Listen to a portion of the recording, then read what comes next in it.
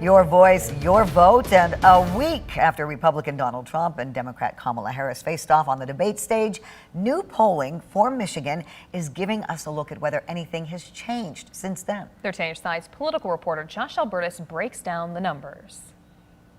It's the final stretch to Election Day, and we're just starting to see whether that all-important debate last week between former President Trump and Vice President Kamala Harris really made a difference. The first couple of polls had it still very tight in the immediate aftermath here in Michigan, even in one poll, and former President Trump up by one in the other, similar to what we've seen from many polls in the last few weeks. But this latest one from Quinnipiac, which had the largest number of voters polled and the smallest margin of error from the polls that we saw, had a slightly larger spread between the candidates. Harris at 50% to Trump's 45% here in Michigan. On the issues, Trump's still holding an edge on what's often considered the top issue, the economy. Good news, if you're those Republicans, is that Trump is still leading on that. But the spread of just a couple points here may be a sign as we get into the final days now that this is the time to kick it into high gear for these campaigns if you want to keep and grow voter confidence on one of your top issues. Now, when I've asked his running mate J.D. Vance about why there's such an emphasis here in West Michigan,